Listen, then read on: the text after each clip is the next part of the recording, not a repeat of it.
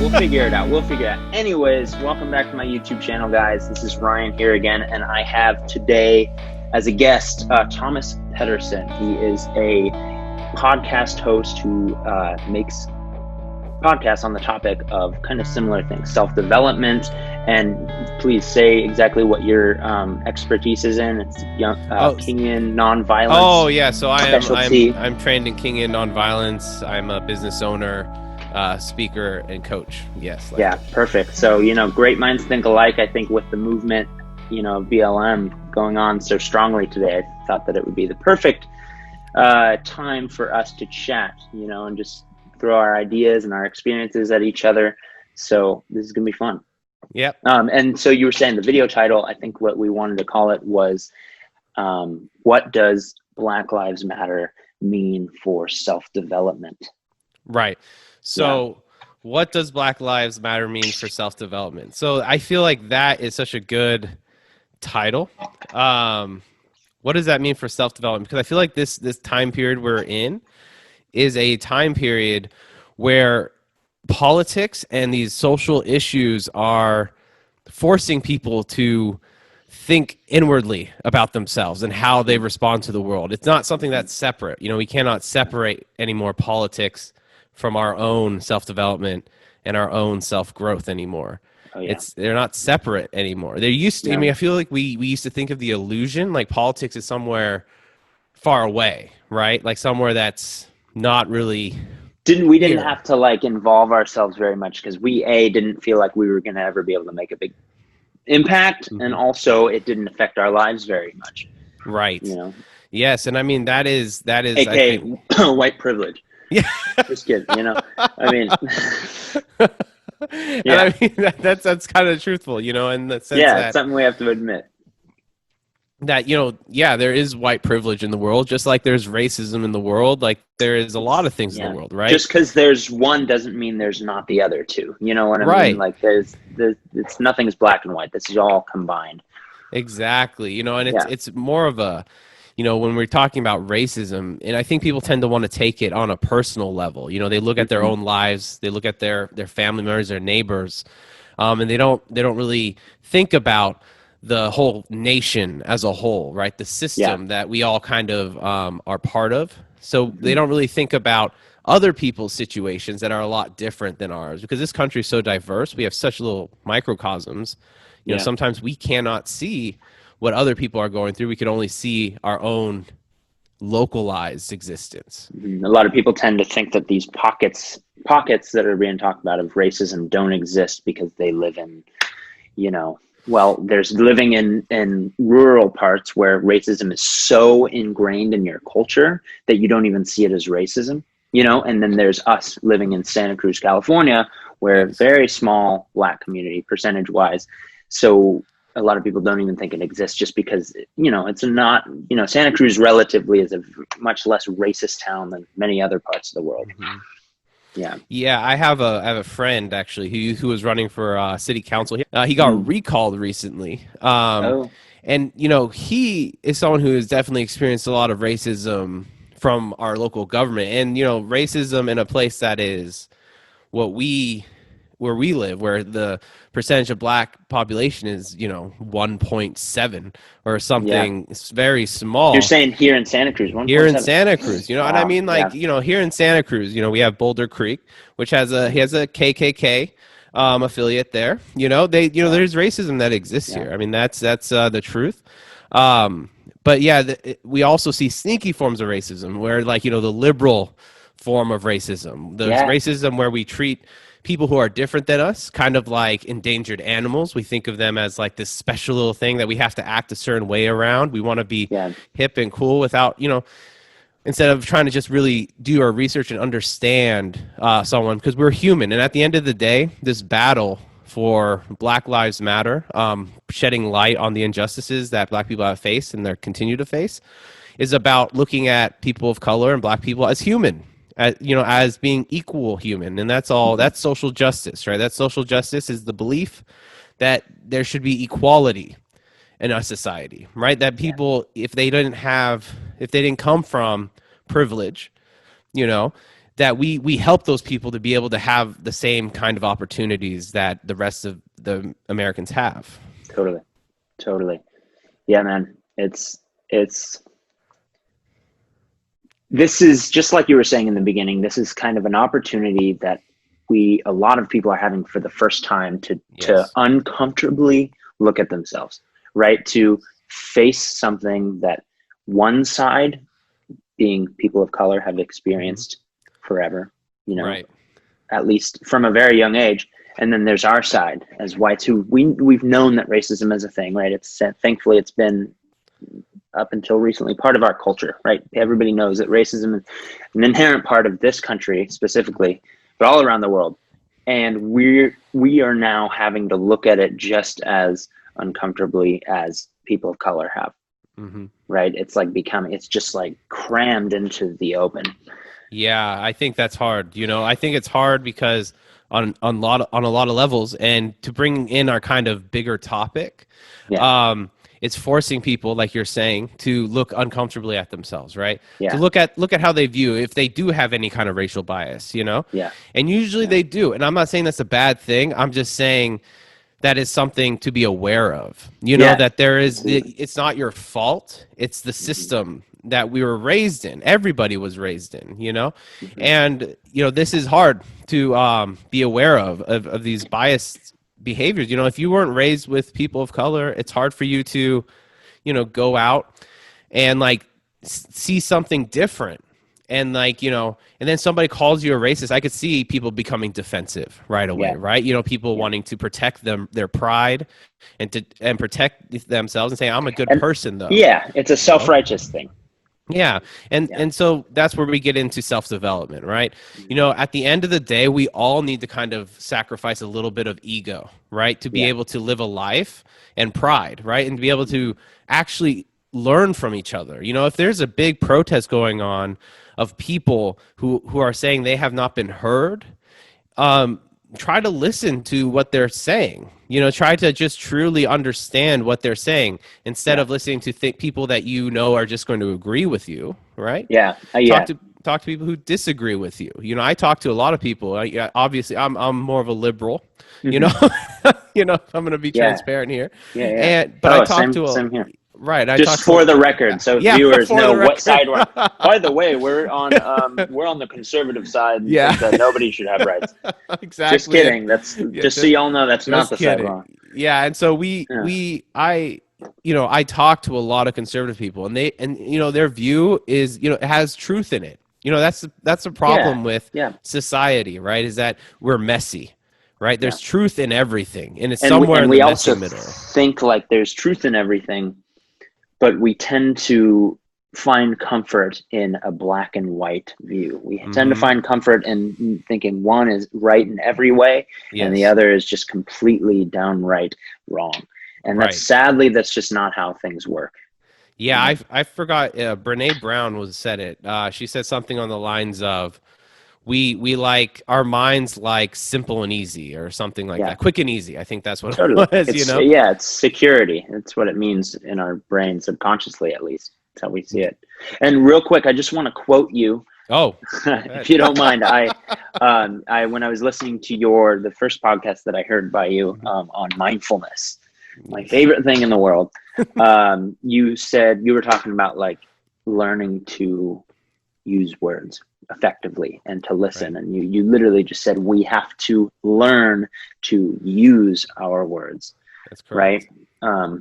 You were talking about having an argument with your like mom back in the day and getting super angry and letting that anger kind of come through in a really kind of impulsive way, and then it kind of translated through time to talking to your wife. Correct me if I'm wrong. There've been moments where you really had to forcefully kind of learn how to use your words. Otherwise, there wasn't really a debate. It was more of just an impulsive argument.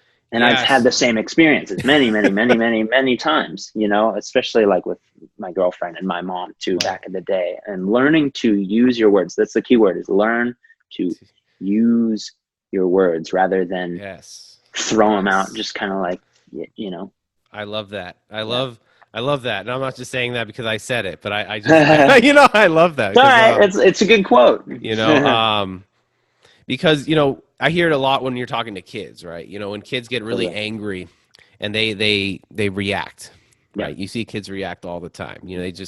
They don't know how to communicate effectively what they're feeling, right? And it's funny how much we still haven't really learned that lesson, as adults, right? Definitely, men tend to not want to express our emotions as much, in the stereotype. But when it comes to that quote, what I was saying is when I was a teenager, I would get really angry at my mom, right? And then we would get in arguments all the time. And at the end of the day, I would say I love you and all that. But what really taught me about that is that, she would just stop arguing. She would just, I don't want to do this. And it would make me so angry. And I think what made me angry about it was that I felt like she was just stopping the fight and giving up or something like that, and it made me angry because I wanted to continue the fight.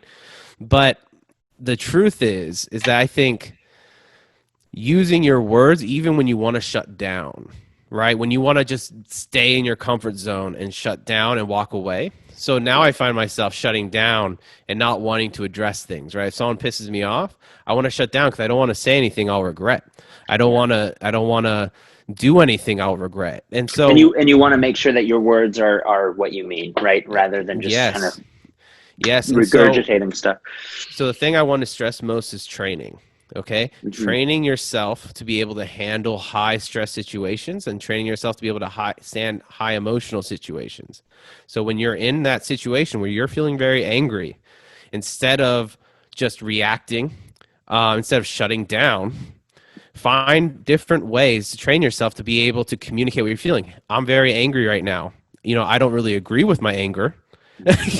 But that's how I feel right now, and I think I need some time. I need to go outside for a little bit just to breathe, training yourself to communicate these things clearly, but not letting yourself say things that you are going to regret. Right. So that, does that make sense? Yeah, totally. No, it does. And I'm trying to kind of think about what you're saying and connect it to what's going on with I was thinking about that. Right. And so what that means is that, so I'm going to be totally frank with you right now. Please. Okay. Yeah. I was on Facebook the other day, and I know this is a cliche, arguments on Facebook. Right. And I stayed away from Facebook arguments for a really long time. I kind of stopped, but I started to realize that sometimes it affected my values. I saw things that I disagreed with, and me not saying something felt like I was not standing up for a certain principle. They say silence is violence, right? Yeah, exactly. And truth becomes so obvious when you go to protests, right? And you see the injustices that are taking place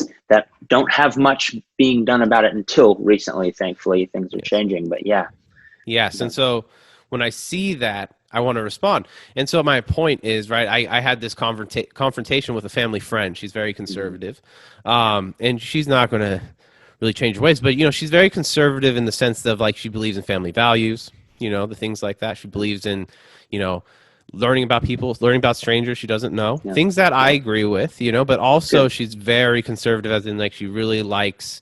She believes the Black Lives Matter movement is just a liberal agenda to get people elected.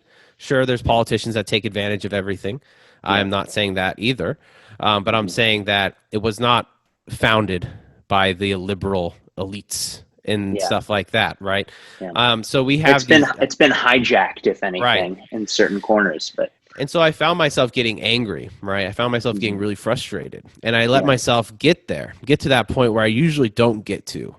And she called me out on it. But that also is a funny racist stereotype. The angry black man, calm down, and that's, so, these things are tricky.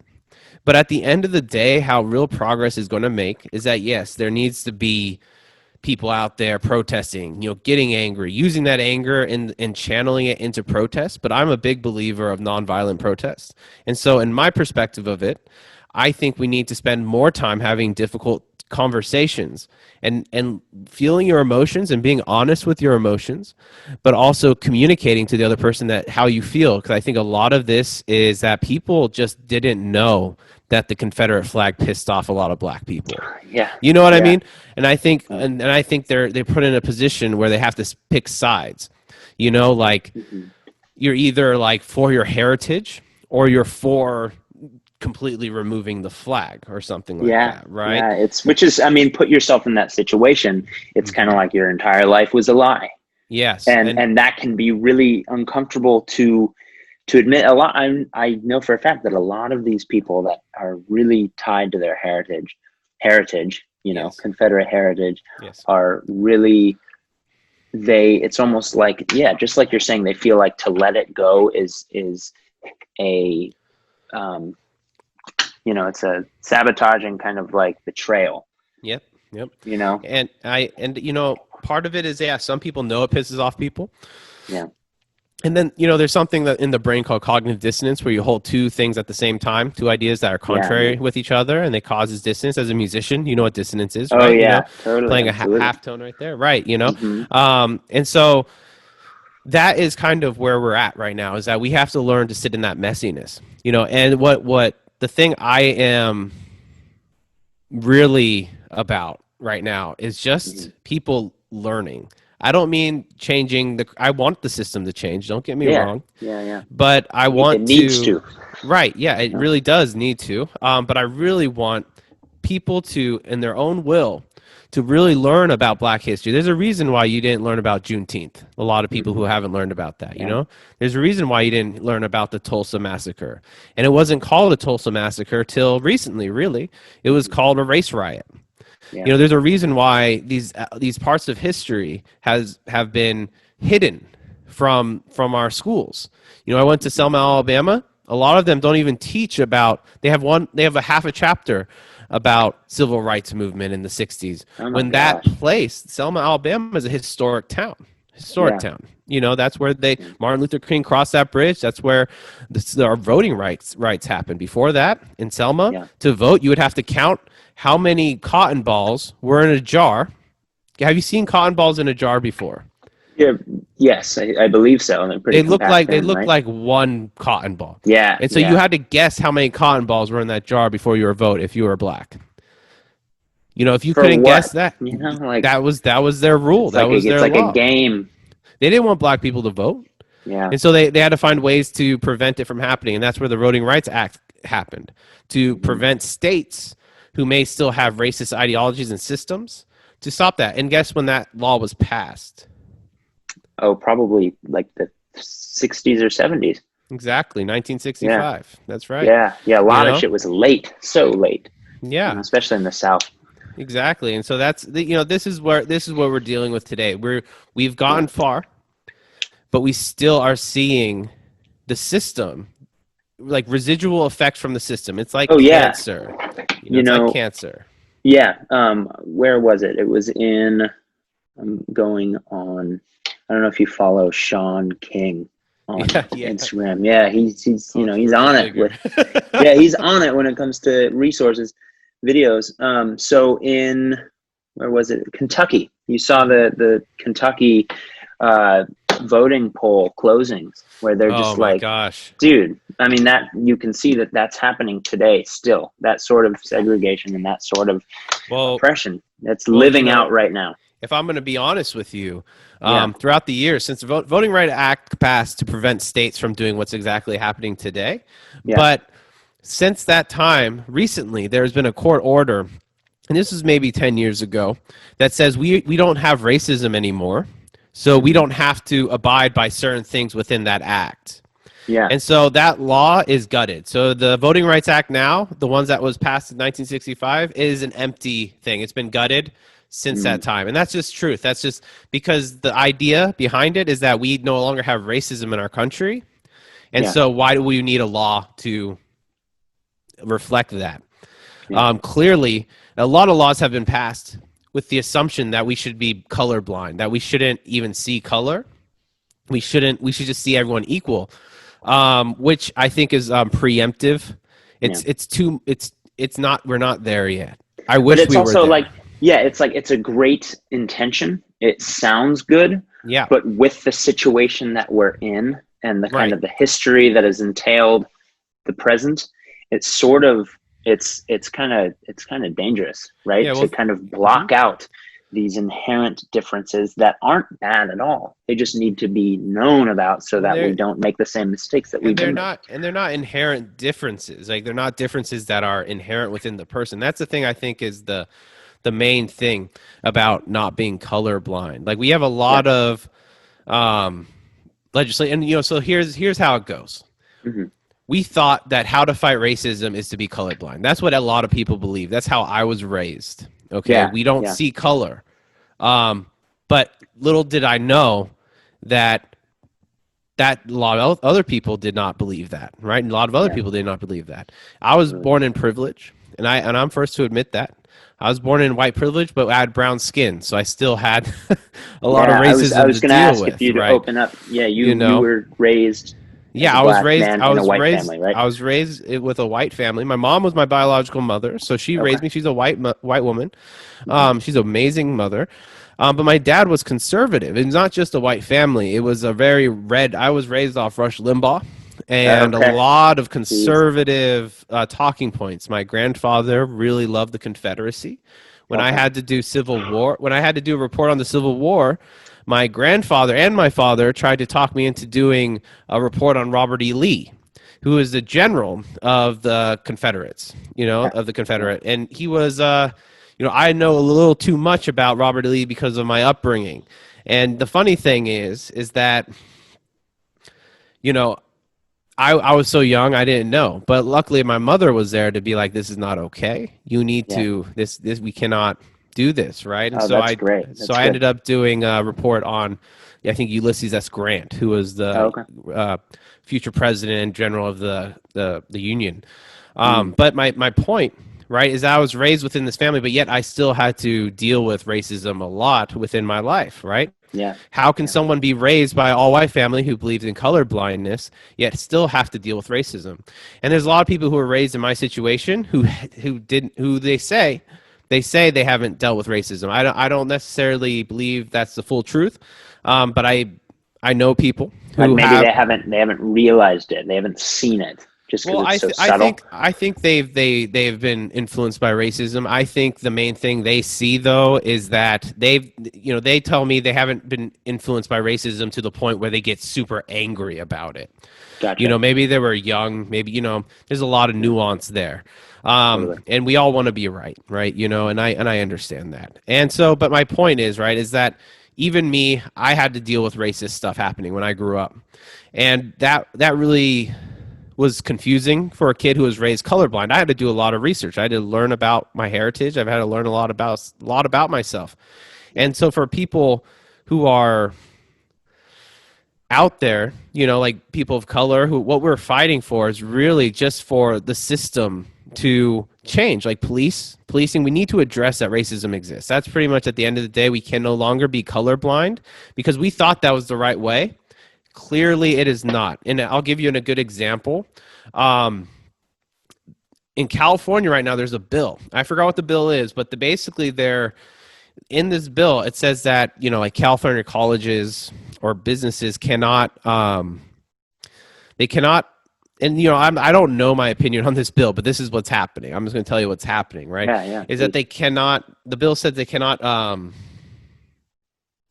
not hire somebody due to their race, sex, or any kind of other discriminatory factors, right? Mm-hmm.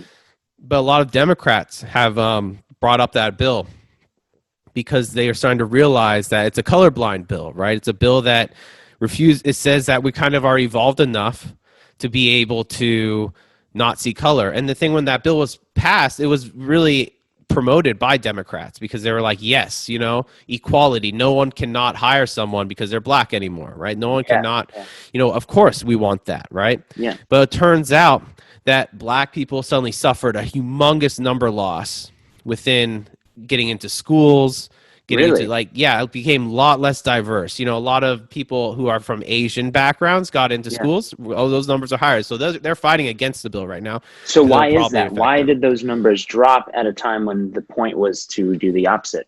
Because if you think about it, there's a lot of, and this is where racism and poverty and stuff really get really messy territory here. Yeah. And we get in this territory where people who don't have access to quality education, they don't have access to, services that other people may have access to. They tend to be people of color. They tend to be brown and black people. There's a high percentage of brown and black people who are poor, poverty, and like they cannot go to school. There's not an opportunity. And before there was kind of like, we need black people in our school. We need diversity in our schools. There was more of a pull to try to get diversity within the school. But then after this law was passed, you cannot look at race. You can look at every other factor in someone's life. Their history, their poverty level, everything. Yeah. But you cannot look at race, and so inevitably that made it less diverse.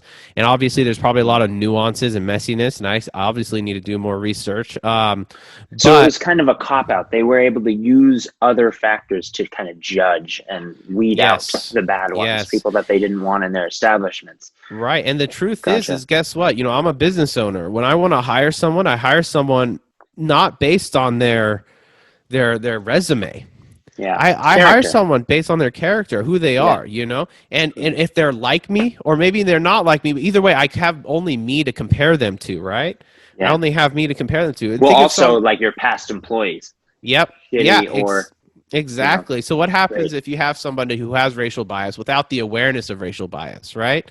Mm-hmm. They haven't been trained to have racial bias training, right? And let's say they had one black employee that did something, and now they're like, all black employees are like this. Anyone who reminds me of this man is like this. And so another person comes in for a job, they're black, and he just automatically reminds them of the other person, but they can't look at the skin color. They can't look at that thing. They're refused because that would be racist. And racist is a taboo term. So they think like, okay, what is it about this person I just don't like? And so then at the end of the day, I just didn't really like how he felt. Yeah. You know what I mean? And then they find different ways. He was wearing these type of clothes that reminded me of somebody who would be and on the disrespectful. People don't even have that much of a reasoning. You know what I mean? A lot of times they just have a gut feeling. I don't really dig this guy. I don't feel safe. I don't feel, these words. And people don't have the training for self-awareness and self-development to be able to go inside themselves and ask themselves, where are those feelings coming from? Are those feelings valid? Like, what am I feeling? Mm-hmm. And see, this is what the conversation needs to be. We need to educate ourselves. We need to train ourselves to be more self-aware. Right, we need to train ourselves to become more mindful, and we need to educate ourselves in like culture and history, Black history, Hispanic, Latinx history, all that, Yeah, I this ties into perfectly what the point that I wanted to get to next. Just like you said, we need to train ourselves. Emphasis on the word train. Yes. Which ties into the whole topic of self-help, self-development. But so I kind of wrote down this little note right before we joined the Zoom chat, basically saying, much like self-help materialism, which you and I can both guess what that would mean, kind of what we were talking about earlier on our call, just reading books left and right, taking courses left and right, watching YouTubes left and right, but not using them, right? Yes. So much like self-help materialism, which is what that is, no transformation can take place until this information is utilized. And so the BLM movement is kind of wasted if we're not, if we're just using it for self-righteous intent, right? Yes. People posting on their Instagram stories and their Facebook just to make themselves seem like they're doing the right thing, but then too afraid to kind of stand up to when they're in person, seeing something go down, right? Filming something rather than stepping in and jumping in between a fight between a cop and a, black kid. That's what needs to take place now. That's where the self-help of this needs to transform our individualism. Yeah, I mean, I think you just hit the nail right on the head. You know what I mean? I think you flush on the head. I think that as a society, definitely, and I don't like to bring politics into this, but this is inevitably politics. Yeah, I mean, and at the end of the day, I think liberals have a big problem, where they tend to want to wear a badge. Right? They want to look, I am the savior. I am this kind of mentality. That's a slippery slope. Yeah. Where you learn about this stuff and suddenly you know this stuff. You know the rules, right? And so you know what not to do or to do and all this stuff. But this is not a rule-based game as much Yeah. of as an awareness, as a feeling. And the only way to build that awareness is to think deeply about this, is to ingrain this knowledge into your being, not just execute it, but actually feel it, like get it inside of you. Do the uncomfortable work. Do the uncomfortable work. Yeah. Right. You know? Right. And with that too, be aware of what it's doing to your view of people around you in the world. Because I've seen a lot of people get on board with this movement and become really, like, right off the bat, so automatically hateful of anybody that's not as on board with it as them. And I see dangerous. How tempting that is. I think we live in this divide. What's really interesting the other day, and I want to share this because I think it ties into what we're talking about right now, totally. And that is that I had this moment where I had that argument with somebody on Facebook. I mentioned it. I mention it as an importance because it never really happens. Where I just I feel like I almost lose a little bit of control when But then I talked on a podcast with an all right-wing cast, and we had a great time, great discussions. Sure, got a little heated sometimes, but it felt good. And I think social media is such a big part of our lives, definitely in this pandemic time where that's like a lot of what we're doing, is where it like condenses things in a way that we don't see the humanity within it anymore. And we don't see the big picture. Right. We see it through a lens of our Facebook feed, which is everybody's is a little bit different. Yes, it's all kind of the same topics, but it's training. It's literally programming our mind to see the world a certain way. And it's all unorganic. And it's all clickbait. It's all ways to get attention. And to get money too. Attention gets money in social media world, right? If it's more dramatic, if it's more controversial, the more likely it will be viral. Totally. And so when we're talking about these things, the thing that I am discouraged by is just so much miscommunicate. It's like it's too much for us as humans. Yeah. We just don't know how to handle ourselves. We don't know how to handle ourselves. I see someone post something. They said something like they said the meme. It was a meme, right? And it said, aren't you curious if you didn't learn about Juneteenth and the Tulsa Massacre? Aren't you curious about what else you didn't learn? Yeah. Right? Yeah. Why didn't you learn that? Right? It was asking a question, a thought-provoking question, right? And I had some man or some boy or whatever write something on there that was like, no, I didn't learn about it, and I don't get why. And that's what he said. I don't get why. And someone's like, well, what do you mean? Someone else kind of responded in a clearly confrontational way. Yeah. And eventually he was just like, I don't have to explain myself to, and it became like clearly just this argument. And I think that is the problem right there in that discussion is that we need to talk to each other in person. There's something that's really transformative when we talk to people on Zoom or over the phone. It's so much more productive. Yeah, and you start to see nuances. You see the person in front of you. Yeah, you hear their tone. Yes. You see their facial expressions, right. And you see who they really are. And I know for a fact that a lot of the people, and first off, don't get me wrong, like all the things going on social media, people really educating themselves and other people by posting links and resources and donation centers and things like that. It's amazing. It's so great. Like how huge is that? Facebook and Instagram, it's no longer like a personal profile thing. It's literally just an activism platform, which is great. But back to kind of what you were saying, it's very easy to kind of get your lens kind of coded, and distorted, definitely, because we choose who we want to be friends with. We realize there's the block functions on Facebook. There's you can just unfollow people who disagree with you. I try to practice I've only had to stop one person. I've only had to unfriend one person, because I have a lot of conservative followers, and I listen, and I have them, and they're all my friends. I see their memes, and a lot of times I'm just like, okay, I know it offends me, but the one thing about living in a democracy or a republic, to be accurate.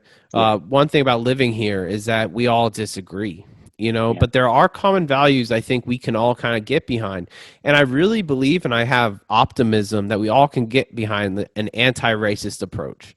Not just not a racist approach, not a just refuse to acknowledge that racism even has anything to do, but an anti-racist approach. I think we just need to have different ways of approaching that. And, I explained this to you before the call, and this is what I explained. I explained that, when I go through a struggle myself of, having these discussions and talking with people and seeing true change through that way, which is a lot slower, and direct action. And I call it like the Martin Luther King method and the Malcolm X method, right? Malcolm X is like, straight up, if you hit me, I'll hit you back. Straight up, right? Bold and ambitious. Yep. And, like violence, if it comes to violence, I'll use it. Okay. He's like, he's scary to a lot of people. It's a very revolutionary, very Black Panthers type of mentality, right? Totally. Martin Luther King was a preacher, came from a Christian background, and idolized Gandhi and people like Jesus Christ, right? And he came from the background of being like, love your enemy. Right? We need to change people by having conversations, by forcing them to see us as humans. And so a lot of his protests, the sit-ins, Rosa Parks' refusal to give up the seat, those were trained. We can talk about that later on.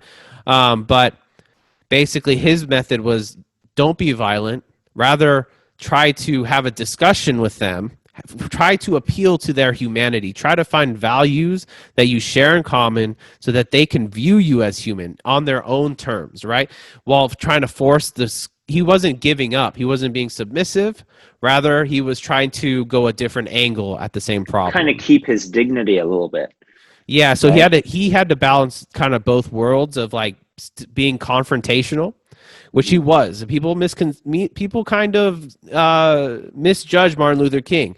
If you really read a lot of his works, he was very confrontational. He was like he got arrested way too many times to count, like 69 times or something, wow. Or 29, a lot of times for disturbing. I like how the first number you went to was 69, by the way.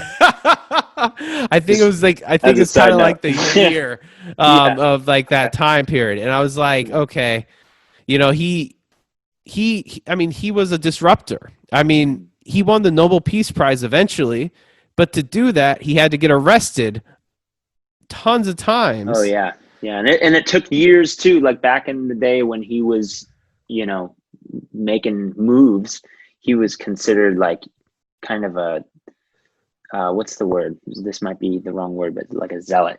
Just somebody that's just destroying the system. Yeah. And it wasn't until years later that he was considered this like profound, and that's acclaimed character. Exactly. And that's the thing with Martin Luther King, right? He was confrontational, but I think that is another example of, I don't know if whitewashing is the right appropriate term, but it definitely sums it up. Basically romanticizing the idea of Martin Luther King. Like he was this peaceful saint that didn't get in trouble and kind of just peacefully changed the world smoothly without any kind of confrontation. But no, man, a lot of people, Martin Luther King and his thousands of followers and all that, gone beaten down, dead, skulls cracked in, hung. It just, it's all white dudes too. It's all white people of the conservative side sharing that photo. Like Martin Luther King changed the world, never looted, never caused violence. And I mean, that's you don't know that. And they weren't there in those times, and I wasn't either. But that's the point of learning your history accurately. Not learning your history from even your education system doesn't teach this stuff, like Juneteenth. I didn't learn about that until college, man. I didn't learn about that until 2 weeks ago. Yeah. Juneteenth. I didn't learn about that at college, but it's been going on for a long time. And I, there's a part of me that wants to feel shame about that. Because, I'm a black man, and I should know about that. Right. But the truth is, man, I wasn't raised in that. I was raised more like a white guy, but having to deal with racism. You know what I mean? Yeah. So it's can I ask you, I meant to ask you this and I want to ask you before I forget. Are you down to share with me, you did when we first talked a couple weeks ago, about like the first time that you ever experienced racism in your Yes, life? yes. So I'll tell you that right now, actually. Yeah, that'd be And then awesome. after this, we'll take our little break for the sponsors. All right. Okay, good timing. So here's the story. When I was 10 years old, about 10 years old, I lived in this nice neighborhood, and this little girl. I had a crush on this little girl. I was a little Hmm. ladies' man or something. You know, I Hmm. was raised with a How mom, old were you? Like 10 or 11, 10, 10 or 11 11? years Okay, old. cool. You know, and I remember I was raised with my mom. Most like I had a single mom before. Not now. My stepfather, or Hmm. he adopted me. My father was Yeah. there, and so I had this crush on this girl next door, right? And so we always had this correspondence. And one day I had the guts to go over and write her a note that says, "Hey, I had this romantic idea. I was like, hey, will you be my girlfriend? Check yes or no, right? Hmm. And it was so Cute. cute, right? Totally cute. And I ran away, right? I was like, oh no, Yeah. what's happening? What's happening? I got that weird drama of the young feeling. Smooth player. Yeah, I was Hmm. nervous as hell. I Yeah. remember. Yeah, totally. And I remember like talking to her. Hey, we used to have these walkie talkies. Because we were so close. We would talk. I would like, hey, are you there? From Yeah. house to house, and because we were that close. And I remember going back over, and I'm like, hey, did you get my note? Did you get my note? And she said, oh yeah. She's like, but hey, man, she said, I can't date, I can't be your boy or girlfriend because you're brown. Mm. And I was just confused, honestly. I was like, okay, okay, okay. Yeah. And I remember just leaving that day kind of confused. And I went to my house, and I didn't tell my mom about it. But I just kind of hung out. I just kind of thought about that. I looked at my hand. And I was like, yeah, I am brown. Yeah, that's right. I mean, And this was, I'm you were brown. living in, where were you? Hollister? Hollister, California. Hollister. That's So right. Yeah. super, super white Oh, white. demographic. Yeah, totally white. Yeah. White and Hispanic. Okay. So look at my hand. I'm like, man, I am brown. And and so what happened was their dad came over shortly afterwards, knocked on the door, told my parents. I didn't really remember much of the conversation. Told my parents what happened, the Yeah. miscommunication that happened, all that. My parents seemed to believe it, and I think they maybe mentioned something, but didn't really get really in depth. But I was 10 years old. Yeah. But ever since then, feels like suddenly this black and white world I was living in, the shades color started happening. Right, I started Yeah. seeing color in my world. Mm. And I didn't know anything about, my mom, bless her heart, didn't want me to see any bad black role models, anyone who spoke slang or any of that Yeah. kind of thing, because she didn't want me to speak like that, because she didn't want me to not get ahead in life, because she knew if I spoke like that, people wouldn't respect me. People wouldn't look at me the same. People wouldn't listen to me. Yeah. They thought it was it wasn't correct, and so I got assimilated. Into that culture, and that's when I saw color for the first time. Right, I saw that that my color skin does matter. I wasn't taught that I was any less than a white person. I was never taught that, and so people who think that I'm saying that you need to teach your kids to think that they're less than, but you have to realize there are people out there who are going to judge you based on the color of your skin. They're not Yeah. going to date you because the color of your skin. Yeah. They're not going to, your friendship, your relationships are not going to be the same because of the color of your skin. That's what I learned at 10 years old without my family even telling me. Yeah. That was You all learned it the hard way. unspoken. You didn't get the girl when you were 10. I mean, granted, the Yeah. relationship 10 years old, it might have been a little tough to hold on to. Yeah. Now you're married. What if Yeah. you didn't, what if you guys did get together? You No, wouldn't have met your wife, but the main still thing sucks nonetheless. is that when you're raising a child, a brown child, you need to explain them to their history. You need to show Yeah. them. I got shown to me role models that were assimilated. And when I say being assimilated, role models that didn't speak slang, that just went into the system and kind of adapted to what white culture and dominant culture was, right? They didn't speak with any kind of slang. They dressed really nice, really like the same as white people around them. Mm-hmm. And they acted like, Sidney Poitier, one of the first black actors to win an Academy Award. That was one of the role models I had, as a child. One of the only brown role models I had. And most of the brown role models, I always wanted to watch the Nickelodeon show All That. I don't know if loved you all heard. that. My parents wouldn't Amanda let me. show, all those. Yeah, my parents wouldn't let me watch that Really? because she didn't want me to see other brown people speaking slang. What's his name? Keenan and Cal, right? Yeah. Yeah, and I always loved. I remember sneaking around when I watched that show. Yeah. You know, when you're a brown boy, there's not many brown role models. You know what I found out later, at least in life, in the 90s, right? yeah, I mean, the truth is still, you know, like what, Obama, you know what I mean? There's like, you know, when I was like going through my journey of self-development and self-awareness, one of the things they tell you is create a vision board, right? Get role models, find people who you look up to. And one of the things I inevitably kept hitting was like, man, I look up to this person. This person's completely white, or this person owned a bunch of slaves, or this person owned like all this stuff. You know what I mean? And that it would just cause unnecessary dissonance that I had to learn to overcome. You know? Well, it kind of shapes, you know, this uninvited view of everybody in your life that is white, you know, being like, how connected are they? Like, do they have thoughts? How racist are their insides, you know? You know, and I don't and to be honest, I never lived my life like that. I never lived like, oh, are they racist? Are they this or this, that? But like, the main thing is that even when I continued to, I lived the illusion that race didn't matter, even though it did when I saw it at 10. Yeah. It still happened. I got called Toby all through high school, you know, and I ignored it because I didn't care. Toby, that's from that one movie, right? What's your name? Roots. Yep. And you know, I got spit on, I got kicked, you know, all this random stuff. And I remember someone telling me once, I was asking for a cigarette. I smoked then.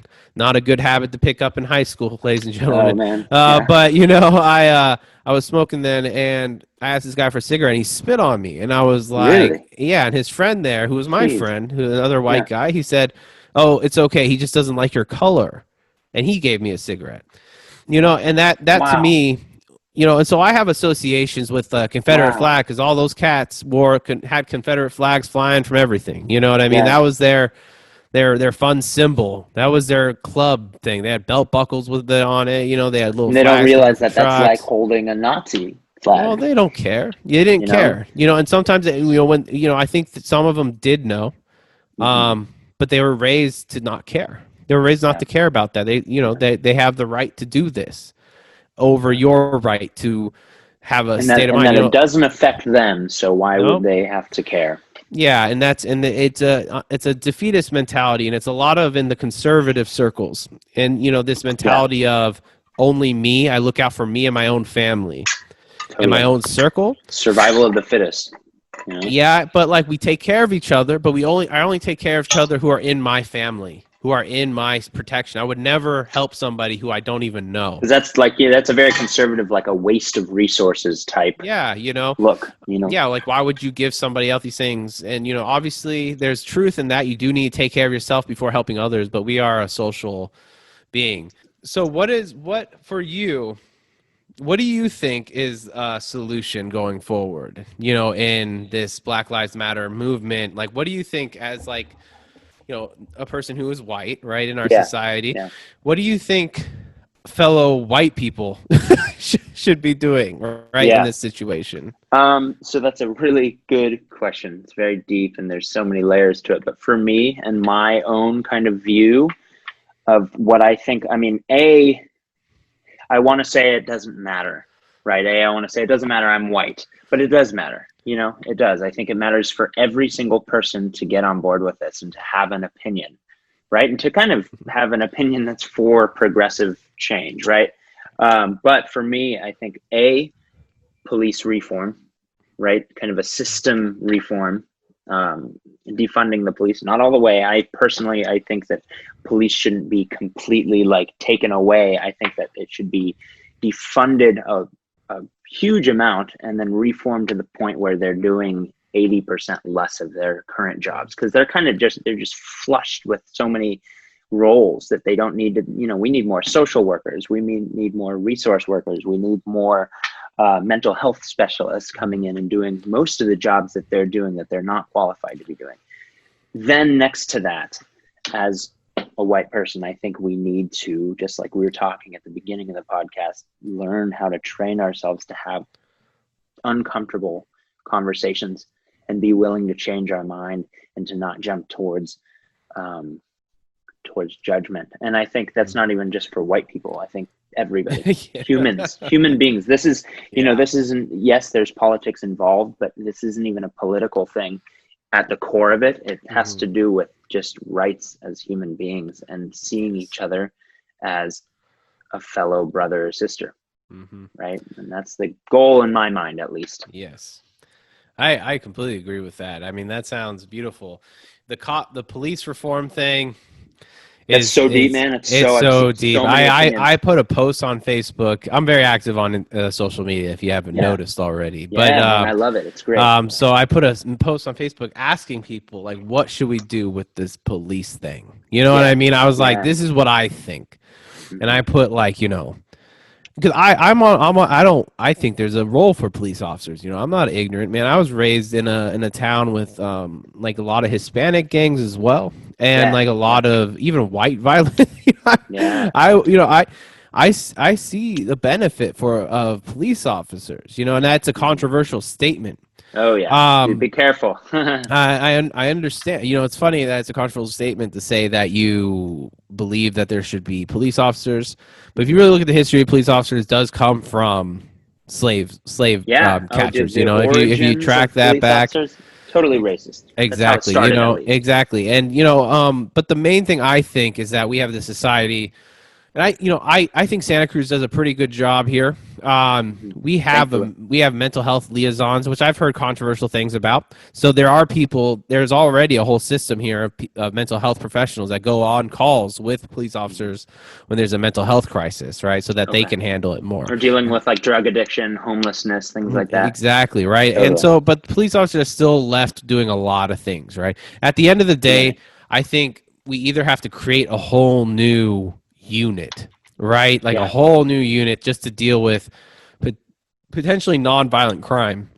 Yeah. You know what I mean? And like that unit still has to be trained to protect itself, but it has to be thoroughly trained. And okay, so here I've had my mind changed a couple times on this, and you know what? Really changed my mind. There's this guy named Jocko, right? He's Taco. this author. I forgot Okay. Jocko Willnick. He Yeah. teaches about leadership. He's a military guy, clearly right kind of guy, but he's a very logical guy. And he brings back he brings back everything to training, right? Mm-hmm. He thinks that in military they had to train 6 months for like a week deployment or something crazy like that, right? So they had to train a Yeah. lot throughout all the time when he was doing the Navy SEALs. He was a Navy SEAL, Okay. and they had to do all this training, and most of the training was like what to do when when a kid's walking with a stroller and this and all this emotional stress is happening, how not to fire your weapon, how not to do this thing, how not to do like intense training, psychological training, so that they are not hurting people. And he also said that within the system, when he would go to Afghanistan, they were taught to not ride into town, because in the towns there would be insurgents, right? So military people who are bad guys to America, who are inside a bunch of good people, right? They're all mixed in, right? So there's some good, there's some bad. You can't tell, and that's what gives them power, right? They're kind of hidden amongst civilians. Yeah. And I have a point, and there's they used to just ride in with tanks and big show of force, right? We are here, right? And a lot of people would, have afraid, and that's where they would attack, and show like, man, look at them coming in and controlling. But what they had to start doing was going through those towns and making connections, making relationships with the people they were serving. They had to go in and actually talk to people, had to get to know people, so that everyone's on a first name basis in that community that they are there. And I don't know about serving is the right word, but like in this country, right? A lot of police officers don't know who the hell they're serving. You know what I mean? They're driving most of the time. They sometimes they only know the people they have to deal with. They don't really know the businesses. They don't really know people by a first name basis. They don't know any of this, Especially in like big cities. You know what I mean? Big cities, right? But even big cities, cops have certain routes, right? Certain blocks that they take care of or whatever. Yeah. And I think if we put more of a focus, and this is also a controversial statement, and this is just me brainstorming. So if I get some hateful messages from this, so be it. But well, we're trying to have a conversation. Yeah, right. You gotta have to be able to speak your points. And so what I really think is that police officers obviously need a humongous vetting process. You know, you can't have like crazy racists becoming a police officer straight up, Oh right? You yeah. just can't have that happen anymore. That's been happening. Can't make it happen anymore, right? Yeah. But We have how to. can we weed that out? How can we know? I I mean, mean, obviously, you like they fill out don't a do survey. Anybody might survey. lie saying, "I'm Yeah. not a racist." Well, you need to have psychology professionals on that team. You need to do Totally. everything you can to be able to Yeah. vet that thing. Everything you can. You need to do background checks, FBI back. If they have violence, any kind of form, if they have any associations with Yeah. KKK or Confederacy or any of that, they just shouldn't be on the Or force. even like where you. This can kind of come off. This could be seen as being prejudicial, but Hmm. also where they grew up. Yeah, I mean You that's know. true, right? And like, what their background is, even what their race is. A lot of times Yeah. it's in like people hire police people like in LA, a lot of Hispanic police force because they look Okay. like the people they're serving. So it's just about eliminating this us versus them mentality Yeah. and hiring people and training people to mainly look at their communities of people and train them not to like, because look, if you look at all these police shootings, there is racial bias because the people feel threatened by people of color or something. They feel Yeah. threatened, their life feels threatened. They always say their life is threatened. um Obviously George Floyd, that was not the case at all. Yeah. Yeah. But like, there's a lot of cases where they just freak out and start shooting. Hmm. Like one of the cases that really hit me hard was that guy with the dreads, man. Man, what's his name? I forgot his name right now. I'm blanking on it. I know there's so many. I But he mean, got pulled over. He got pulled over. His kids were in the back seat of the car.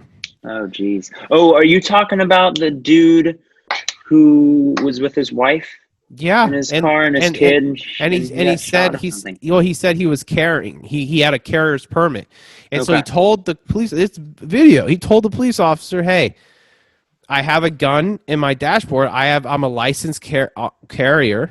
He was a good guy. There's no violence in his history. Yeah. His kids were in the car, and so he's like, I'm gonna get you. He's explaining, I'm gonna get you the papers. I'm going to reach for it. He's explaining to the police officer what he's doing, and he's just like, don't reach on it. And he shoots him 8 times Oh my God. in front of his kids, in front of his wife. Yeah. Oh man, that's Dude, he stuff is died, hurting me. right? Like, He he's died. dead Yeah. 8 times. One, Jesus two, Christ. 3, 4, 5, 6, 7, 8. That's too many Yeah. for Yeah. anything. And I mean that's intent to kill.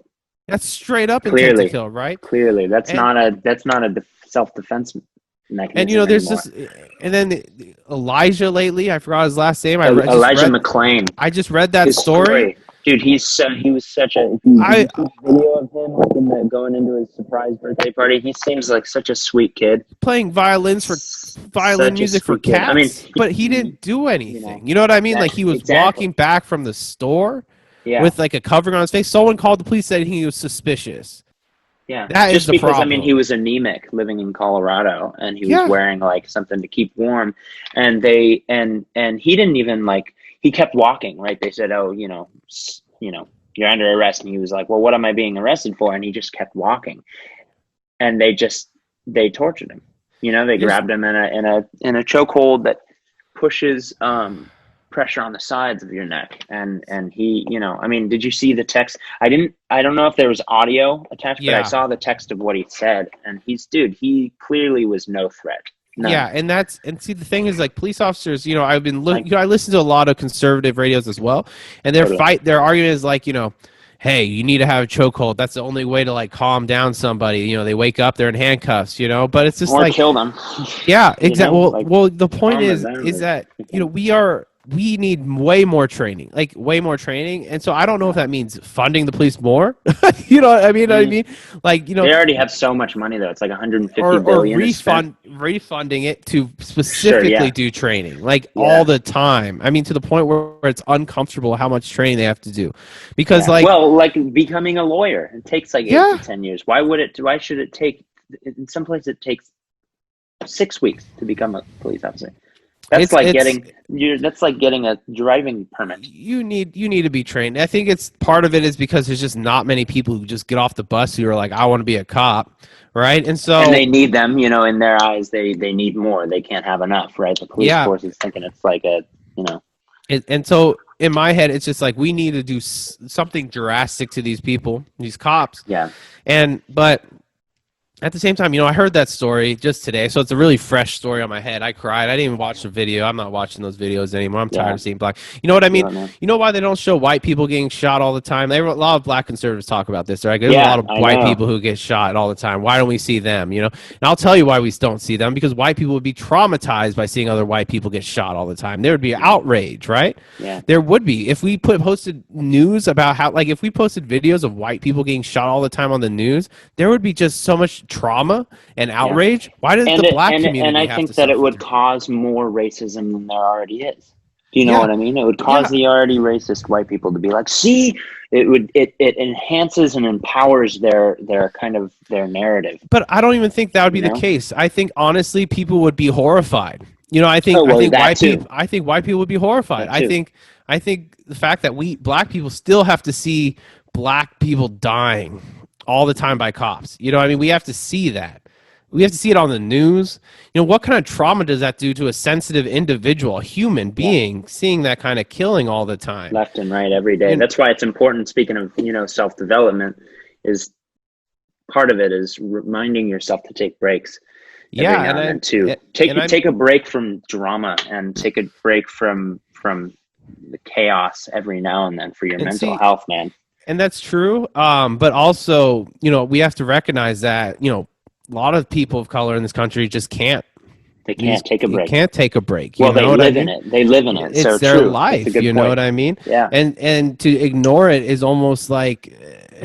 I fully admit that saying that, take a break from it, is a privileged thing to say. And like I had another parent, I had somebody on my Facebook feed who I'm not going to mention. They said that they have kids, and they were like, I don't know if I'm going to talk to them about this kind of stuff yet because I feel like they're not ready. Yeah. And I was like, and first thing in my head was like, man, that is privilege. And they even admitted on it. It was like, that's a privilege. And I was like, in my head, I was like, I'm glad you admitted that was a privilege. Mm-hmm. But how old was the kid? 9, 8. Okay. Oh no. See, that's old enough, man. You know what that's I mean? Old enough. Like maybe like 4 or 5. I just maybe, you can even still explain things. You can get people. There's ways of handling not just racism, but like anti-racism, right? Like showing kids of people of color, just diversifying what they see all day to day. Yeah, just giving them culture. You know what? About Frederick Douglass instead of like George Washington, maybe. Having them listen to like Sam Cooke and Otis Redding, Ray Charles, rather than just white bands from the right. It's doing 60s. Something different, really. It's just doing something different. Putting like black faces on the wall. You know what I mean? Like not black faces, but you know what I mean? Like just a random black. Like some random black. Yeah, that wouldn't be good. But if you're an Obama guy, put Obama on the wall. Instead of like some other. Pictures of Gandhi and we put pictures of Martin. Why isn't there any black people up there? You know what I mean? Like Frederick Douglass. But Frederick Douglass was an amazing individual. Why don't we see more of him? Why? I learned about Frederick Douglass when I was a kid, sure, but not as well as George Washington, not as well as Alexander Hamilton, not as well as all these other cats. You know what I mean? And speaking of just black figures nowadays who have been really, really active. Have you seen John Boyega from the new Star Wars? Did you see his speech in London? Powerful. Dude, I teared up watching that, man. He just, you feel him. Mm-hmm. You like feel him giving his speech. He's got like a loudspeaker and he's really just saying, we can't afford this anymore as black people. We can't afford this anymore, but also we can't mess up. We need to be smart about this. We need to really be smart about how we're going to go about causing this change. And that's what we need to. And here, I want to say something that's also controversial. I think we need to be smart also about like organizing. I think we need to be smart about protesting, with this COVID-19 pandemic as well. Oh, yeah. But also on top of that, we need to find creative ways of like really highlighting racist policies in our country. Like for instance, I don't know how good this is, honestly, but I saw some black people with open carry, just carrying guns. And wait, was that in Santa Cruz or just live? No, not in Santa Cruz. That's somewhere Santa Cruz, else. It's been super mellow. Yeah, no. But I feel like showing that alone, or toy guns even, just showing people that is okay. Because I mean, a bunch of white people go to like in Michigan with guns and straight up looking like they're ready to go to war. There's no cops throwing tear gas at them. You know, you know what I mean? Yeah. But a bunch of peaceful protesters. You know, I so know, it's it's tear weird. It's gas really and, backwards. you You know, see all these like peaceful protesters that are just there to voice their yeah. need for change, whether them be white or black, and you see these cops running up to them, lifting up their fucking face masks and Us spraying versus them. Us You versus know? them. That's the Yeah. mentality. Yeah. You know, Did you go say ahead. what you were Yeah, gonna say. no, go ahead, it's fine. Well, I was gonna say I went on, this is just I've never seen more division than now. And I was saying that like a year ago. Now back then I couldn't even imagine how divided it was going to get.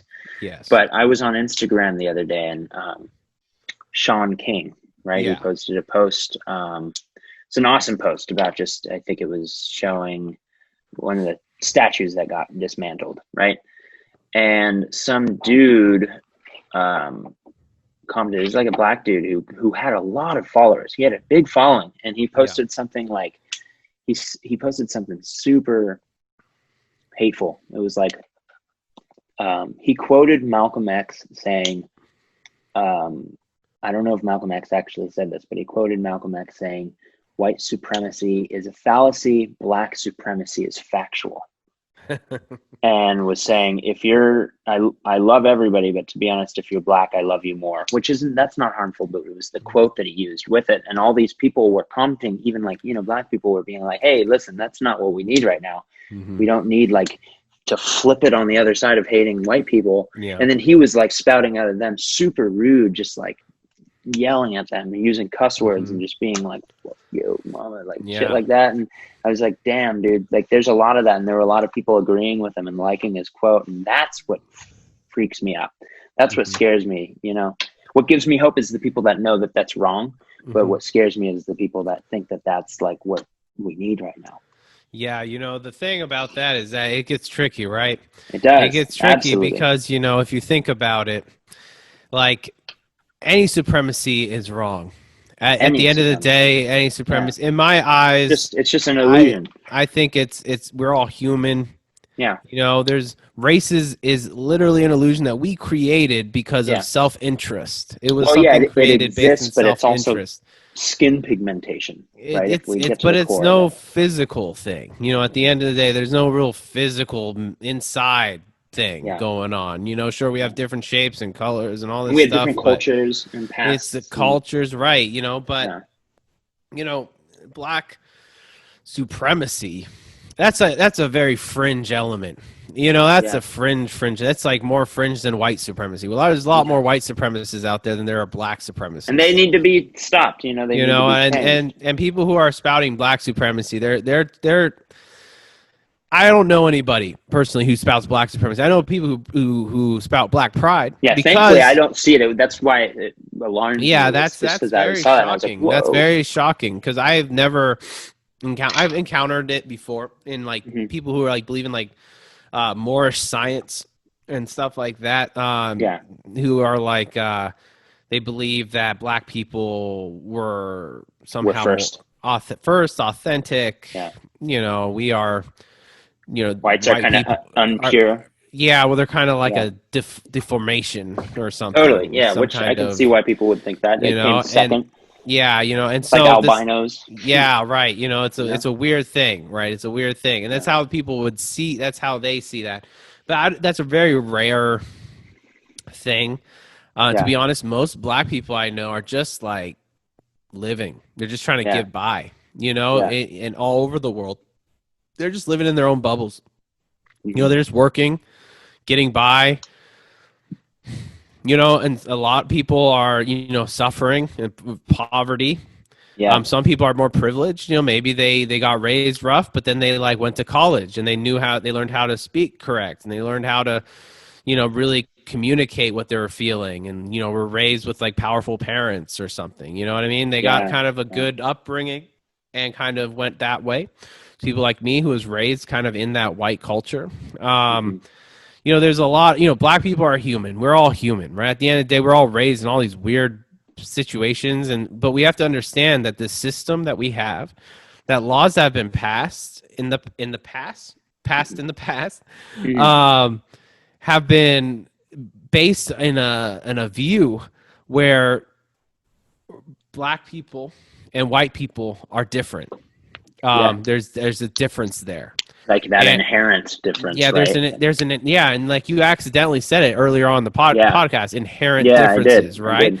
And that's something that is a very common thing. It's like a conditioning that you caught me on it. You caught it's me a on social conditioning, right? We all have these, we tend to think of people who are poor as people who just need to work harder, need to change their mindset to empower themselves, right? To get up off wherever they are and just work. If they're more of an opportunist, they would be better off. And if it's their fault, right? It's their fault. Right, it's their fault. And we like to blame the victim in our society. We like to blame the victim. And, that's not saying like black people are the victim. I'm not saying that. I'm saying in a cultural, when you look at the bigger picture, yeah, black people were slaves. I mean, that's like the ultimate definition of a victim, right? Yeah. But in this moment, we do have choice, right? So it's a combination of being self-empowered, understanding individual choice, trying to really do the best you can and force yourself to greatness, in your own life. But also, we have to make sure we reconcile this racist past that we have not reconciled yet. Yeah. Yeah, well, that's the thing, is it's something that kind of, it got like laminated over. You know what I mean? Like what's that, this is a lame analogy, but that thing that's going around, that product, it's like slap tape or something. Oh yeah, where they slap the tape on like the big there's a lot of memes. Yeah, there's a lot of memes. So that's what was done twice. That's what was done in, when slaves got released, and had their freedom. And that's also what happened in the 1960s when. Well, it's happened more than twice. Totally. You know what I mean? But that's like in history books. Yeah. Like those are the two times. And then we slap that on thinking that that's fixed it. Yeah. And everything's bubbling up. Right. And, the truth is a little bit more messy than that, right? Because there's certain things that have been fixed. Like I was raised and I didn't get hung by a tree. My dad didn't get hung by a tree for dating me, or not dating me, dating my mother. You didn't say that. Dating my mother. And I'm married to a white woman, you know what I mean? And like, I don't see a race. I fell in love, you know what I mean? It's all about love, it's all about human connection. It's not, I didn't look at her and be like, oh, I can't date a white woman or something. Yeah, my first girlfriend I think I was 11 or 12 when she was black. Yeah. It didn't last long, but yeah. Yeah, and see, that's the thing, right? It's just like this kind of situation where we want to, I remember as a kid, I saw that color once and I just kind of went with it. But then over my life, it's always been hammered into me, not by my family, not by people you trust or love, but it's always by people that don't know you, right? Who dehumanize you. Totally. And that's the problem, is that, that's where you get black conservatives from, people who don't see racism in their life, and they think to fight racism, all you have to do is just refuse to admit it doesn't exist. And just keep going with it, and over time it will be better. And I believe, to be honest, I think there's a place for that. I am not one of those people who and that's probably because of my privilege. I'm proud to admit that, and I'll look into it, and I'll dive deep in myself and mind my ego and unconscious. But I believe that there's a place for black conservative people, voices. Oh, totally. Because guess what? There's a place for everybody's voice. Yeah, but I don't know. I don't know if there's a place for KKK voices. I'm not there yet. Well, there's a place for their voice. There's a place for their voice so that it can be changed. You know what I mean? Or you can be transformed and understand. Yeah, and so black conservative people. But I really believe, dumbass view, but I believe what a lot of black conservatives are saying, and it's like they took a different route with the same problem. They took a different route. Totally. Instead of being like, we need to change the system, we need to change all these things, they were like, I'm tired of asking for help. I'm tired of making it seem like I'm the problem and I'm this and I'm that and we need to fix this. I'm going to just fix it myself. Yeah. I'm just going to do this myself, and I'm just going to make this better myself. Mhm. You know, I'm not going to tell my kid racism exists. I'm going to tell him that he could do whatever the hell he wants. I'm going to tell myself I could do whatever the hell I want, right? It's an empowerment, you know, empowering people to do things with their lives, right? And then, Yeah. but then at the same time, what that brings into effect is that you look at people who are different than yourself, and you're like, they're doing it wrong, right? And that's the problem, is that we live in a diverse society, and so we need to treasure diversity. We need to understand how to live with diversity, right? Yeah. You know, Yeah. living Totally. with diversity. Does that make sense? And yeah, and this kind of brings me to another point that I wanted to make that we kind of talked about on the phone earlier, is like, you know, our reality is always fleeting. You know, Yes. history is always changing. So we kind of have to ask ourselves, like, what kind of world do we want to live in? But also hypothetically, what kind of world do we want to raise our children in? Do we want to raise them in one where we kind of slide things under the rug and shut people up? Or do we want to live in a world where everybody has the right to speak and we just listen to them? Listen to them. Like the people that are systematically oppressed and dealing with systematic racism, are we going to spend time listening, even if we don't see it, just listening and totally acknowledging their suffering and seeing how we can come together to work for a better future for both?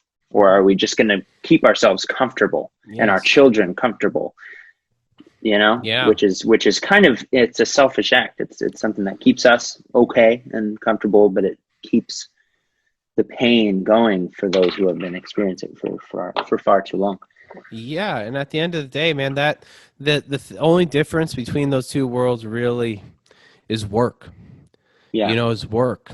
Work you have to think fear or lack thereof. Yeah, and you have to think it's worth it. Yeah. You know, you have to think it's worth it. You know, a lot of people who it doesn't affect their lives, and they see their lives are fine. Yeah. And then, well, that's what the social media upheaval is for, and all these videos coming out. It's to show that it is worth it, and that there needs to be change. Yeah, and that's beautiful. But you know, that's not changing my conservative friend's mind. That's not. You know, I know. That's where it gets a little bit more tricky. What can possibly do that? And like, you know, my head, it's hard for me to even see that even is a possibility.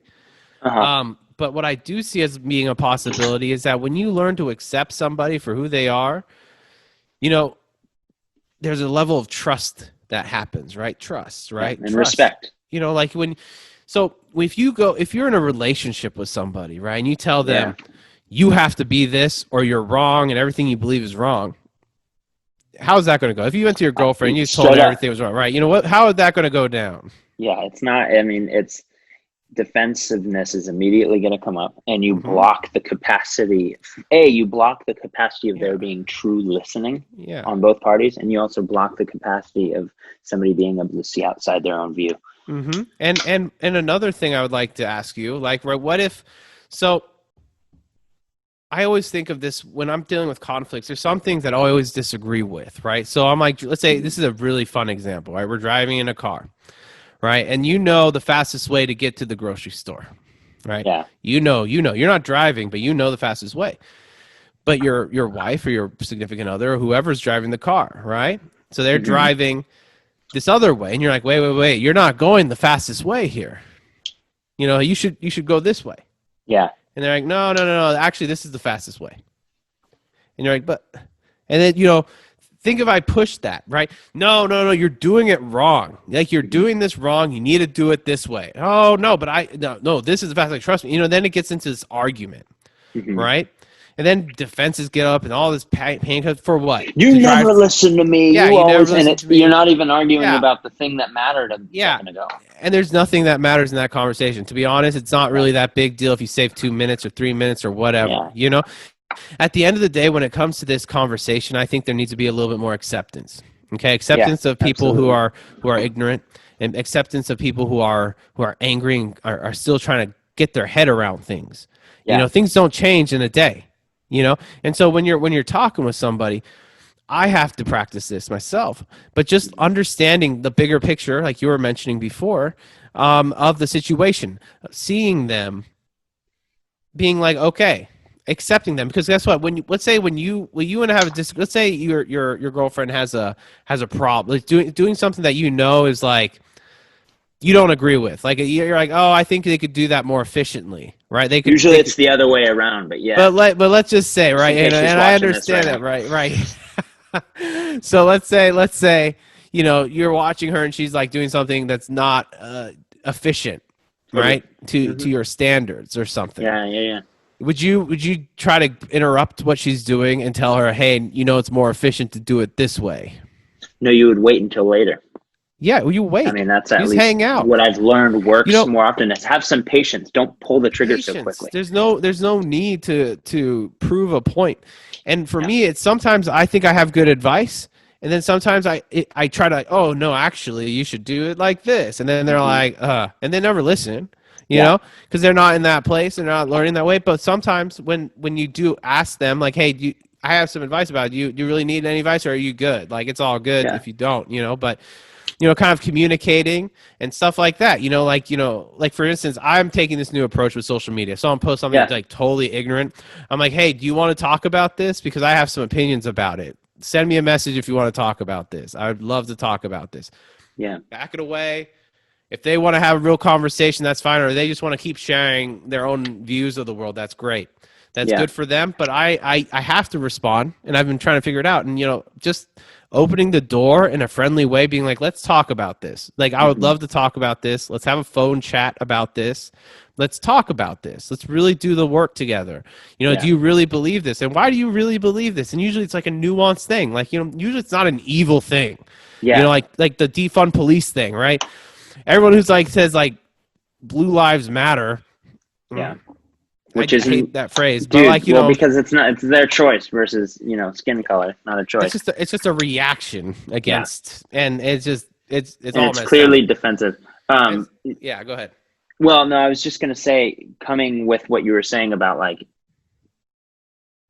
offering advice, offering criticism, constructive criticism.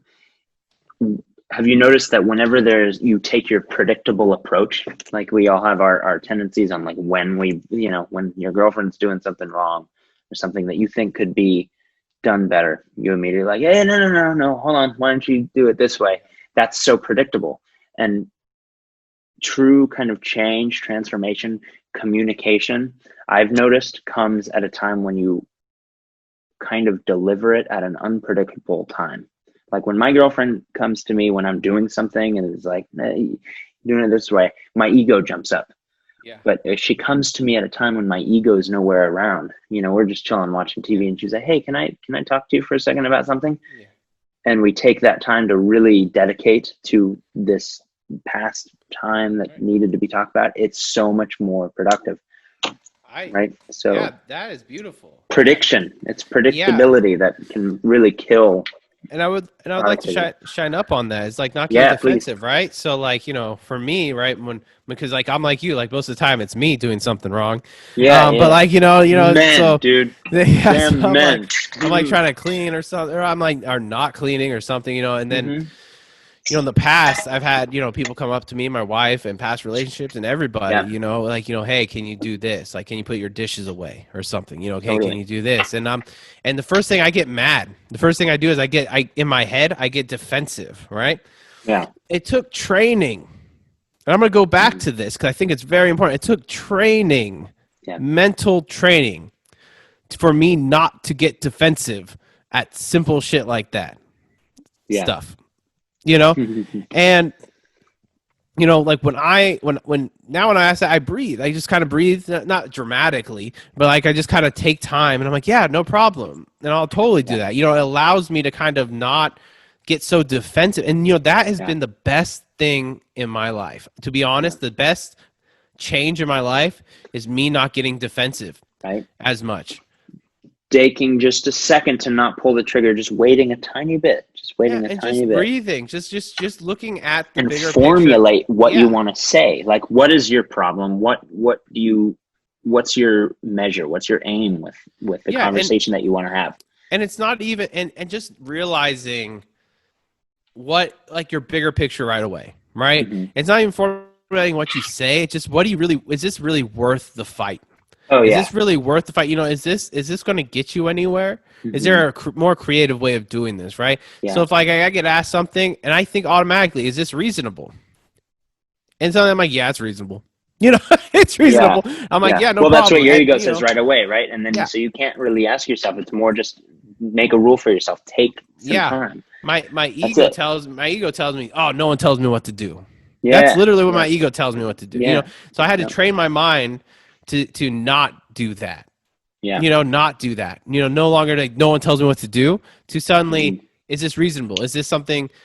Is this something positive? And that's the thing Yeah. I had to learn with being a business owner and having employees, Mhm. and training a lot of my employees. I'm really close to all my employees, so it's like we talk about personal things and other things as well. So they they tell me something, and I'm like, okay.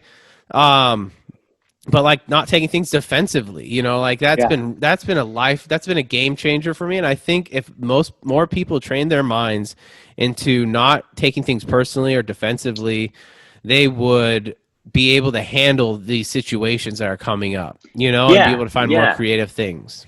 That is right on the money, but also with that, I was having a conversation the other day with my friend about relationships, and we kind of differed on our opinion of like, he's like, dating sucks because the other person is always the one at fault. They're the ones Yeah. that are always pissing me off. And I'm like, well, I feel you. I've had those thoughts, but if Yeah. you think about it, relationships kind of bring out your own little tiny fraction of narcissism. You know what I mean? Like Yeah. everybody has a little bit of that in them. So not taking things personally is a Right. huge game changer, not getting defensive. But with that, being able to comfortably look at yourself, just like we were saying before, and put some blame on yourself. See how this happened the other day. Me and my girlfriend, I won't repeat exactly what we were talking about, but me and my girlfriend had a really good conversation that we needed to have about, I tend to kind of play devil's advocate a lot. Right. And like, my girlfriend will be telling me something, Right. just venting to me, and I'll kind of play devil's advocate sometimes, be like, well, try to look at it this way. This is why they were thinking that way. And that can come off as being, kind of non-supportive. Right. Yeah. Right. Because it's kind of like somebody says, like, let's say with the BLM movement, black person says, white people have always treated me this way, and that way. They've done this to me. What if a white person is like, well, they're not so bad. It's just because they're, and that's totally shutting them up and disregarding what they're saying. So I think being able to let go of your ego and just listen and have patience, non-predictability, just give them the floor. Yeah. I mean, huge. It can go such a long way. Nobody talks about that. Yeah, and also on top of that, I want to say, like, so first, don't take things personally and defensively, and what you're saying, actually listen. Listen to the individual, listen to them, and then just, and I think we all need to learn to listen, right? Active listening, right? Trying to really listen to the words people are saying without trying to form your opinion on what you're going to say the whole time. Do that afterwards. Go vulnerable, right? Go vulnerable. Just for once, not know what to say. Yeah. I mean, you got time. You're having a conversation. Think about it later. Yeah, exactly. And so that is super important for constant growth here. All right, so I'm going to. I have to take a little break here for 1 second. Okay, so. No worries, just because I have a little phone thing here. So, okay. Yeah. So I don't want to get too distracted here. No worries. Do your thing. There's going to be a lot of editing, but it's fine. Okay. Yeah, my camera, I reached my max capacity, so I had to turn that off, but I'm still recording on here. I will say we probably should wrap it up soon. Yeah. We might even be getting towards like 2 hours. Yeah, we can talk. It's great. I want to try to make it like an hour. Yeah, no, that makes sense. If you want to listen to the whole thing, you can go to the podcast. Exactly. I'll send people there. I will. I'm going to do like a highlight kind of thing. Yeah. So we'll end it up now. So hold on. Let's give a little silence right now, and then I'll come right in and do something. Yeah. And before you cut it too, I also want to say, like, do my own kind of like wrap up. We both have to have a wrap up. Yeah. Okay. Yeah. All right. So just so continuing on the idea of listening. So I want to kind of bring this to a conclusion, talking about how we can have clear strategies of going forward from here, using like kind of these self-help strategies and, to handle this Black Lives Matter movement. And obviously it's going to change. Vice versa, what the Black Lives Matter movement can teach us about it. Yeah. About ourselves and how we can become better. Right. And so one of the things I want to point out is that we all just need to listen more. Right. And I think that is true definitely on people who are really against Black Lives Matter, because that tends to be the louder voice right now when it comes to, a lot of the conflict. I think Black Lives Matter people who are really extreme in it need to realize, have the awareness that some people are just not going to change right in that moment. Yeah, not yet. Some people just aren't there yet. This is new to them. And maybe some more compassion and empathy for that, right? Some more compassion and empathy for the process, so it makes it easier for them to change, so that they know they can come to you when they're ready to change. Kind of leaving that space open so that they don't feel when they are trying to change, or when they are trying to see your perspective, they don't feel like they have to shut it off, because they know that it's going to be they're going to have to feel humiliated because they feel like they were wrong. They feel like they're too far on the opposite side. Yeah, that they don't have the space to come back and be like, yeah, you don't want people to feel humiliated about changing their views, right? You want people to feel like, okay, I have allies when I decide to change my ideas of what I believe, and we want to be allies. Yeah, I just want to say one more reminder, because I forgot to mention it in the video podcast, is that one TED Talk that we were talking about with the black dude who's like, I attend KKK rallies because of this, and he talks about his reasoning and the fact that he was able to get like 100 KKK members, including the Grand Wizard, to quit because he was open and was able to have conversation and didn't, shun this KKK member from the get-go. He was willing to be brave and have conversation with him. Right, Daryl Davis. And look at what that did. Daryl Davis. And I'll post a link. I'll post a link below for that TED Talk. That's huge. Daryl Davis is an inspirational force. He converted over 200 Ku Klux Klan members into giving him they send him their robes. Yeah, when they're done. Because what he would do, he did this on an extreme scale. So the story that he talks about in the TED Talk is that he actually would hang out with one of the Grand Masters, right? He would go to the meetings, he would be there, and kind of everyone just agreed that he's like, okay, I guess, They would talk all this racist stuff, but he never really reacted or got offended or anything like that. It's like he was a scientist. He was looking at this meeting underneath a microscope, non-judgmentally, just non-personally. He was just in it, and then, they formed relationships, and at first he had a bodyguard most of the time.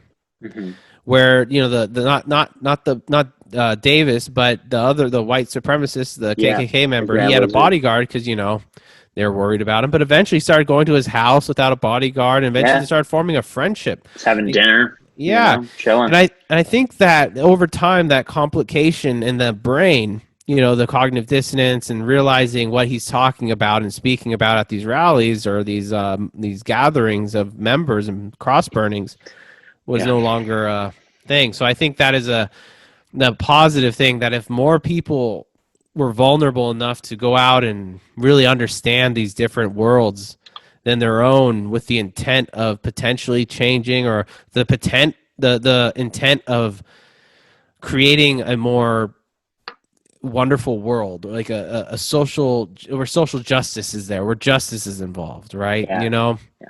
I think that's something we all have to agree on at the end of the day, with our intent and how we do that.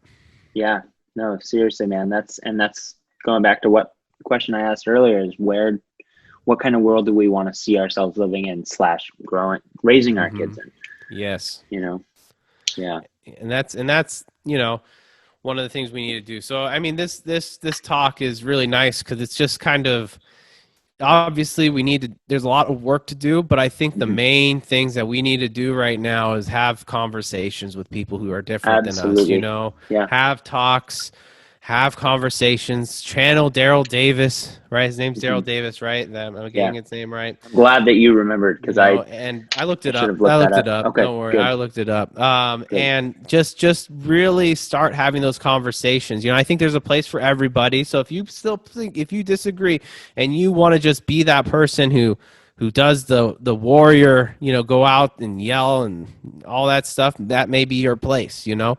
Yeah. But at the end of the day, we need more people to be able to have conversations, and I think that's what's really what's going to sustain this movement is Mhm. continuing bringing up these conversations, you know, at Thanksgiving, at Yeah. Christmas, At you uncomfortable know, times. you know, things where we believe there's a taboo, you I know, think we need to just do make it. it comfortable. I think it's uncomfortable Mm-hmm. now because we haven't had them. We need Yep. to have them at the points that are so kind of paradoxical and unorthodox, so that we get to Yes. the point where it's just like talking about your favorite type of bread, you Yep. know, your favorite That's type of right. movie. Like we, Yep. you know, politics, religion, things like that. These are things that people don't talk about. Mm-hmm. Whereas we're totally cool with talking about our favorite kind of culture, you know, Yeah. musician, bands, things like that, because it doesn't start wars, you know? You know, and politics really, back in the day when you read like Lincoln's biography or something, you Yeah, know, yeah, you see people would just hang out and talk politics all the time, like at yeah. coffee shops. They'd go to coffee shops to talk politics. Can you Hmm. imagine going to a coffee shop? I mean, really, just imagine going to a coffee shop, like going to your local Yeah. coffee shop and talking loudly with somebody about politics. You know, either that's Trump or Democrats. Can you imagine how much vulnerability that would take? Uh, Because you know people are listening. You know this taboo subject. You know, it's something that we've used to do that we do not do anymore, and I think the reason is we're scared of that uncomfortable feeling. We're yeah. scared. Politics has been so wound into our identities that Hmm. we forget that this is an important thing to discuss with people, Yeah. and an important thing to discuss definitely with people who disagree with you, with the intent with like of connection, of relationships. I Hmm. think if you change the intent, how this is all connected, how all this self help, Black Lives Matter movement is, we just need to start valuing relationships, you know, with Valuing people. diversity Yeah. as long as it does not cause harm, Yeah. And you know. yep. And I mean, And you and have to that's, kind of dig in to see if it does. you Some know, people think, oh, this is harmless, but it can cause harm, and you have to right? take work, You and really have to look into it. it's vulnerable to take it accept that you may be causing harm, and that's Yeah. hard to come to terms with, And and I acknowledge it. understand You may that. not see it, but other people are experiencing it. Yeah, and that may be really hard to deal with, and I understand that's very vulnerable and uncomfortable to actually admit that something you're doing, that your intent may not to be causing harm, but could be actually causing harm. Yeah. That's hard to Yeah. come to that realization. I am not, you know, that would be hard for me to come. If I realize I'm hurting someone, I feel really sad. I feel mad, and I had to train myself also to realize, like, to be honest with myself, like, yeah, that's absolutely right. That does hurt you, and I have to make a decision now if I'm going to continue this behavior or Hmm. if I'm going to decide to make a change about it. Yeah. And Yeah. that's the end of the day, right? You have to just Hmm. learn how to be self-aware to do those changes. Yes. Thank you again so much, Thomas, for taking the time to talk. I think that this was an important conversation to have, Yes. from one white dude to a black dude. You know, it's great to. I hope I'm allowed to say that, but you know, I I don't think know that it's. anymore. I I don't don't know. either. But all I'm going to say is I'm grateful to you to Oh, thank you. be willing to sit down and just hash it out. I think that we're headed for a lot of change in the future, and I'm glad to see that you are for positive change, progressing towards equal rights for everyone.